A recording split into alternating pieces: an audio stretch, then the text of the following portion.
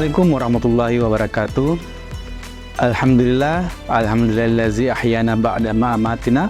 Wassalatu wassalamu ala sayyidina Muhammad wa ala alihi wa ashabihi ajma'in, amma ba'd. Hadirin yang kami hormati, dalam rangka Gerakan Energi Ramadan kelima Fakultas Kedokteran Universitas Muslim Indonesia, saya Dr. M. Hamsa SPOG MKes diberi amanah untuk memberikan kuliah 7 menit tentang adab berpakaian pada pria. Innallaha jamilun yuhibbul jamal. Sesungguhnya Allah Maha Indah dan mencintai keindahan. Hadis riwayat Muslim dari Ibnu Mas'ud radhiyallahu anhu, bahwa pakaian melambangkan keindahan, dan keindahan adalah hal yang dicintai oleh Allah Subhanahu wa taala. Pakaian dalam hal keislaman akan mencerminkan tentang keimanan seseorang. Aurat merupakan hal yang harus ditutupi oleh semua umat manusia. Ada aurat pada laki-laki dan ada aurat pada perempuan. Kali ini kita berbahas tentang laki-laki. Bagaimanakah batas aurat pada laki-laki? Yaitu asfalis surah wa fawqal rakbataini minal aurah, yaitu di bawah pusar dan di atas kedua lutut adalah aurat, yang merupakan hadis riwayat Al-Baihaqi. Nah, inilah suatu batas yang harus ditutupi dari seorang laki-laki muslim. Rasulullah Shallallahu Alaihi Wasallam bersabda, barang siapa meninggalkan suatu pakaian dengan niat tawadu karena Allah, sementara ia sanggup mengenakannya, maka Allah akan manggilnya pada hari kiamat di hadapan seluruh makhluk. Lantas ia diperintahkan untuk memilih perhiasan iman mana saja yang ingin ia pakai. Hadis dari Ahmad dan Tirmizi. Nah, ini menggambarkan bahwa berpakaian dalam Islam itu cukup sederhana, menutupi aurat, dan tidak berlebihan. Bagaimanakah dalam hal berpakaian segi Islam? Pertama, kita harus mengenal bahwa pakaian itu harus menutupi tubuh, terutama aurat. Kedua, berpakaianlah yang sederhana, tidak berlebih-lebihan. Mulailah memakai sesuatu, terutama saat berpakaian, dari sebelah kanan. Dari Aisyah radhiyallahu anhu berkata, Rasulullah Shallallahu Alaihi Wasallam suka mendahulukan bagian kanan daripada bagian yang kiri ketika mengenakan sandal, bersisir, bersuci, dan dalam semua urusannya. Muttafaqun alaih. Nah, jadi setiap mau memakai sesuatu, mulailah dari kanan. Kesederhanaan dalam Islam berpakaian digambarkan dengan bisa dalam bentuk warna. Nah, warna putih adalah warna yang sangat dianjurkan dalam memilih warna pakaian.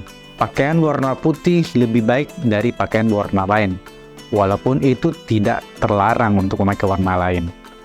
Rasulullah Shallallahu Alaihi Wasallam bersabda, pakailah pakaian berwarna putih, karena pakaian berwarna putih lebih suci dan lebih baik.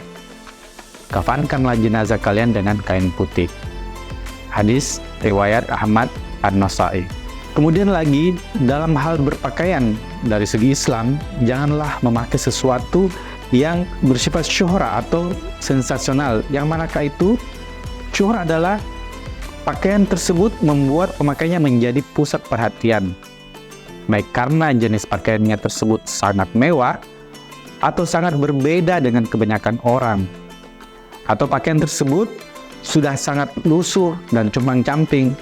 Nah, atau pakaian tertentu yang dipakai agar menjadi terkenal. Rasulullah Shallallahu Alaihi Wasallam bersabda, barang siapa memakai pakaian syuhra, maka Allah akan memakaikan pakaian yang serupa pada hari kiamat nanti. Kemudian dalam pakaian tersebut akan dinyalakan api neraka. Riwayat Abu Dawud dan Ibnu Majah. Kemudian bagaimana dalam berpakaian di kehidupan Islam? Itu tidak menganjurkan pakaiannya karena untuk kesombongan, seperti menjulurkan pakaiannya sampai ke tanah. Terdapat sejumlah dalil yang melarang untuk mengenakan baju dengan tujuan tinggi hati dan takabur di hadapan manusia. Di antaranya sabda Rasulullah SAW, riwayat Abu Hurairah, Allah tidak akan melihat seseorang yang menjulurkan kain sarungnya atau pakaiannya karena sombong. Riwayat Bukhari, Muslim, Ahmad, dan Malik. Hadirin sekalian, dalam Islam juga diatur bagaimana berpakaian laki-laki dan perempuan memiliki perbedaan. Ada yang boleh dipakai pada laki-laki, ada yang tidak boleh dipakai pada laki-laki, dan ada yang boleh dipakai perempuan, tidak boleh dipakai oleh laki-laki. Salah satunya adalah tidak memakai emas dan pakaian sutra. Rasulullah SAW bersabda, emas dan sutra dihalalkan bagi kaum wanita dari umatku dan diharamkan bagi kaum laki-laki. Riwayat Ahmad An-Nasai. Kemudian lagi, tidak dianjurkan untuk berpakaian menyerupai orang kafir, seperti menyerupai pakaian orang-orang Yahudi, Nasrani, dan orang-orang musyrik. Penyelisihan ini mencakup juga penyelisihan dalam hal berpakaian. Rasulullah SAW bersabda, barang siapa yang menyerupai suatu kaum, maka ia termasuk golongan mereka. Kemudian lagi, tadi dalam hal segi identitas laki-laki dan wanita tidak boleh disatukan. Pakaian wanita tidak boleh dipakai oleh laki-laki atau menyerupai laki-laki menyerupai wanita. Rasulullah SAW bersabda, Allah melaknat wanita yang menyerupai laki-laki dan laki-laki yang menyerupai wanita. Riwayat Bukhari. Hadirin sekalian, dalam kehidupan sehari-hari kita ditekankan untuk berpakaian yang rapi, indah, karena Allah sangat mencintai keindahan. Kemudian juga ingat bahwa setiap berpakaian selalulah menggambarkan keimanan dengan berpakaian yang suci. Innallaha yuhibbul mutahhirin. Allah mencintai orang yang suci. Kemudian juga perlu diingat bahwa pakaian dalam beribadah dan tidak beribadah sebaiknya dibedakan, terutama dalam hal kesuciannya. Berpakaian juga kita harus selalu mengingatkan bersyukur dan berdoa sebelum berpakaian. Allah Ta'ala berfirman yang artinya, hai anak Adam, sesungguhnya kami telah menurunkan kepada kalian pakaian yang untuk menutupi aurat kalian dan pakaian indah untuk perhiasan, dan pakaian takwalah yang lebih baik. Dari Quran Suci Al-A'raf ayat 26. Dalam Islam juga diajarkan saat mau berpakaian kita senantiasa untuk berdoa sebagai tanda syukur dan juga memohon perlindungan dalam melaksanakan tugas sehari-hari. Dapat dimulai dengan membaca basmalah sebelum berpakaian, kemudian dilanjut dengan menghafalkan doa khusus dari Rasulullah SAW yang diriwayatkan Ibnu Sunni. Allahumma inni as'aluka min khairihi wa khairi ma huwa lahu wa a'udzubika min syarrihi wa syarri ma huwa lahu. Yang artinya, ya Allah, sesungguhnya aku memohon kepadamu bagian dari kebaikan pakaian ini dan kebaikan apapun yang dimilikinya, dan aku berlindung kepadamu dari bagian keburukannya serta keburukan yang dikandungnya.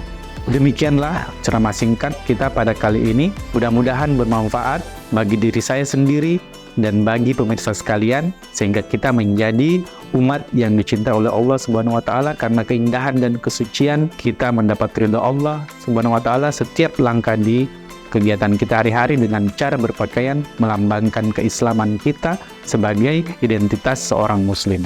Minallahi musta'an wa tuklan. Selamat menantikan waktu berbuka puasa. Assalamualaikum warahmatullahi wabarakatuh.